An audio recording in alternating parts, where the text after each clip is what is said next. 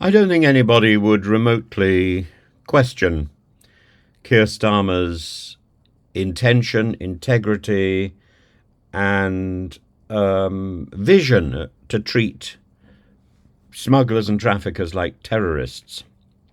His declaration to treat people smuggling gangs like terror networks. That doesn't mark a particularly bold shift in Britain's approach to immigration crime. It's a change in rhetoric, not much of a change in reality. It sounds tough. He's speaking at an Interpol Congress, and he outlined a 150 million funding increase for the UK Border Security Command, aiming to mimic counter-terrorism strategies by enhancing intelligence sharing, high-tech surveillance and enforcement capacity. But, that's one thing. Of course, it's true that Channel 4 and various journalists have managed to track down terrorist trafficking and smuggling leaders.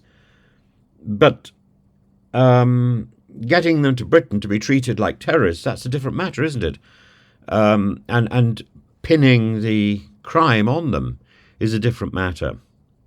Starmer's plan, therefore, cannot be without its critics. Conservatives have argued that without a deterrent, like the now cancelled Rwanda deportation plan, migrants will still risk perilous crossings.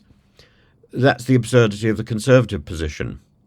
Human rights advocates suggest that enforcement alone is not a solution. They urge an expanded legal migration route to undercut smuggling operations at their root. That actually is the proposal that I would take. But actually, we need to set up migration centres. We need to set up immigration centres, or effectively consulates, on the northern shores of France. It was offered by the French authorities, and under the last government it was turned down. It needs to be established. We need to make it clear that getting a boat is not the way forward. We need to eradicate the people smugglers' business method. Their whole business needs to go. Starmer's stance, which seems pragmatic and seemingly complex, and it's got money behind it, juxtaposes counter-terrorism rigour with a rhetorical commitment to progressive values. But it's not far off just being pure rhetoric. His promise to collaborate globally through Interpol is great. It reflects an understanding of the transnational nature of these networks. Yet the effectiveness of the reallocation and conservative scepticism and human rights concerns